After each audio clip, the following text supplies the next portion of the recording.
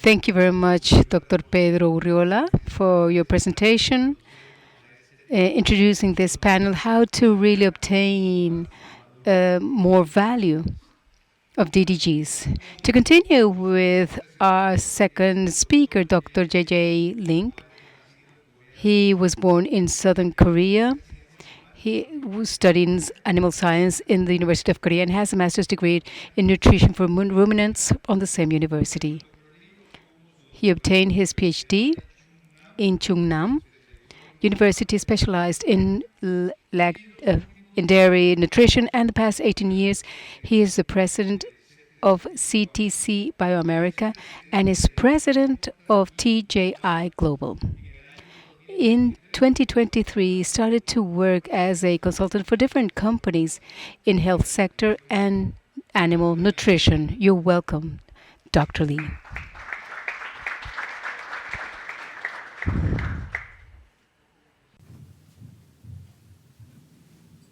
Thank you so much for having me. As introduced by the gentleman, my name is JJ Lee. I'm from originally from South Korea, not North Korea, and I live in Seattle, Washington at the moment. So this I like to introduce one enzyme. It's called beta manganese product, and it's from South Korea. As you can see, it's a very little country. And even that part is divided into South and North. So you know, North Korea is really famous for one thing, nuclear bomb. So anyway, so this product is registered in United States by FDA. And let me introduce the function of this enzyme. So this is the major facility that we have in Korea, and our enzyme is produced in this building. And this is the more specific picture. So this enzyme is produced in this specific building here. So as you can see, all the facility is state-of-the-art, very clean facility. So give you an example, what is the difference between NSP enzymes and beta manganese. Beta manganese is part of NSP enzymes, but there's a big functional difference. So I want to summarize those differences with you. First of all, NSP enzymes, they are, and also it's a common function, NSP enzymes. They are reducing viscosity in the gut, digester, and also they can reduce the cost and the feed. And NSP enzymes usually is represented by xylanase, beta-glucanase, and they are targeting wheat and barley mainly. And this is designed for European countries and Canada, Western Canada, where they use a lot of wheat and barley. On the other hand, beta-manganase is targeting mainly soybean meal and DDGS. It's a pure beta-manganase product, and it also improves the gut health. And these are designed for mainly corn soy diets, where American markets and Asian markets are included there. Let me introduce a little bit about mannan. What is mannan? Mannan is a non-starch polysaccharides family that monogastric animals cannot digest. Usually the manna level in corn soy diet is only like 0.3 to 0.5%. So it sounds like pretty small. But actually, this is really powerful amount, because we believe if it's more than 0.2%, it can negatively impact the animal nutrition.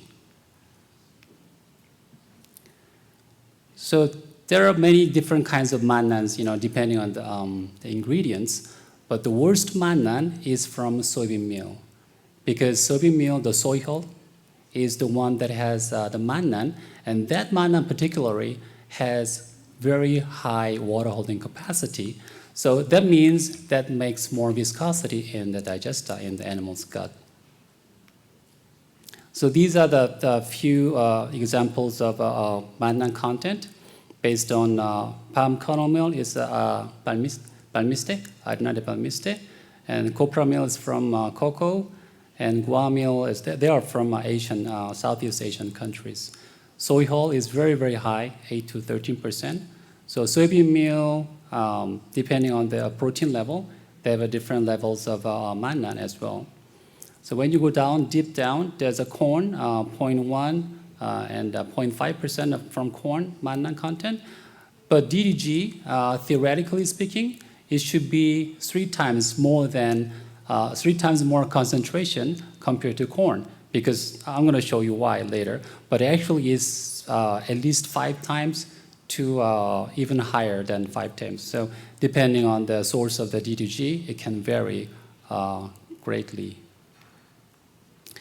The reason why mannan is so bad, because it creates viscosity, first of all, and also it interferes with insulin production.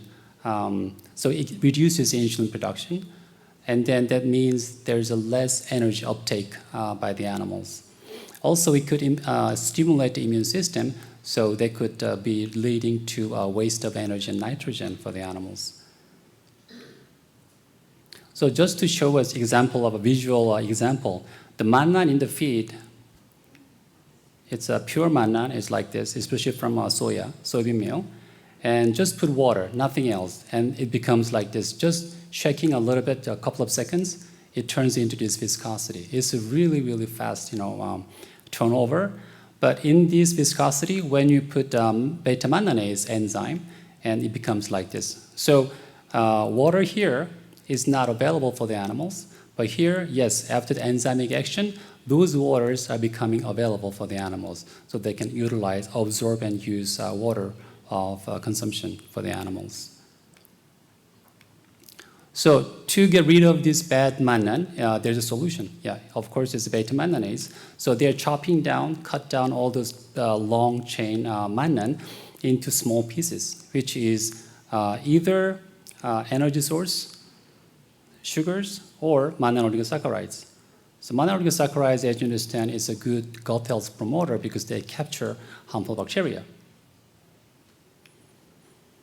So when you look at DDGS production process, the corn comes in, and then it crushed into a small, powder, and they're cooking, and they adding in a fermentation tank, and they do go through the fermentation. And after that, during this process, they produce CO2 gas. And then after distillation, extracting ethanol, and the remainder is DDG. So as you can see, it's all based on weight basis. One corn comes in, 1/3 goes into DDG, 1/3 goes into ethanol, and then remainder goes into, it's like a 1/3, 1/3, 1/3 kind of rule. So that means all the concentration of corn in any nutrients, they could be tripled in DDGs. So as Dr. Uriola mentioned, it's all about fiber, DDG. How can we improve the digestibility of DDG? I think it's all depending on fiber digestion. Yeah, this is why. And also, there's another reason why there's so much mannan compared to corn, source corn, because they're putting additional product called yeast. And yeast, as you can imagine, their yeast cell wall has a lot of mannan. That's why we're adding more mannan into the DDG production. I have a bunch of trials before, but because of the time limit, I can only show just 1 or 2 different trials. But this is the most recent one, and it was published last year from University of Copenhagen in Denmark. Just this DDGS part, I just excerpted, took it out, and to show here today.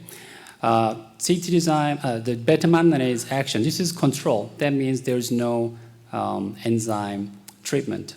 And this is one of our competitor product, and also this is our product here. And allulose layer, usually it contains with insoluble dietary fiber and the protein side. And then below the picture is called endosperm layer. Usually it contains with protein and starch. The reason why I put X in here, it's blinking like this. That means starch is almost gone because of this ethanol production. So they're using starch, I think, to the last drop. So they are trying to squeeze the starch to get fermented into ethanol. That's why the starch, we cannot expect starch to remaining in this endosperm layer. But anyway, when you can see, the reason why I put this color here is to show what does that mean here. So the blue is called beta-glucan or cellulose. So by coloring, dyeing process, we can make beta-glucan, cellulose to be shown represented by blue color here. And then red means mannan. You see mannan existing all these areas. And then everywhere you see yellow, that means there is a mannan in combination with protein. The green color is representing protein portion. And then pink is the combination between mannan and cellulose. So anywhere you see pinky color, that means there's a combination of mannan and cellulose. So anywhere here, pink color, yellowish color, or red color means there's a mannan. You see there's a lot of mannan in DDG. And they are, like previous speaker mentioned, these fibers are so complex. So they are, mingled together. They're like, so mannan is acting like a glue. So when you're chopping down the mannan using a beta manganase, then actually you can dismantle. We call this a decage effect. That means you have no longer a big, strong bond between these fibers. So we can actually liberate more nutrients into the gut. So this is enzyme reactions. You see all this pinky. Acá vemos el color rosado, ya desaparece por el tratamiento con la enzima. Acá vemos Ethanol production. And then protein is a main, remainder here. And then this one's it's like a fog, in all these areas. But by this enzyme reaction, remainder is mainly protein. So we can simply guess we can improve the digestibility of protein as well. So energy could be created by this beta manganase. So this is corn without enzyme, with enzyme. This is in vitro trial, by the way. And soybean meal without enzyme, with enzyme. And DDG without enzyme, and with enzyme after 2 hours of reaction. So in corn, it's originally it has 167 total sugar content, but after enzyme reaction, it could increase quite a bit. And soybean meal, about 2 times of increase of the sugar level. But DDG, you can see here, galactose, sucrose, fructose, glucose, maltose, all these sugars are 0 because they already squeezed down to produce ethanol. But after enzymatic action, now they are showing up additionally because these are the ones that get trapped inside the complex structure inside the fiber. Now we can deliver more energy by enzymatic action, which is about more than 10 times of increase in energy. So this is the last slides. So using beta manganase, we can expect 3 things. We can deliver more energy to the animals, like this table. And then we can increase fiber digestion. So we saw this result in Denmark, Copenhagen University trial. And then we can also expect protein digestibility could be improved by using beta manganase action. So I think that's it. Okay. So thank you so much for your attention, and we'll take the questions after all this is finished. Thank you. Okay, muchas gracias al doctor Luis. Thank you very much, Dr.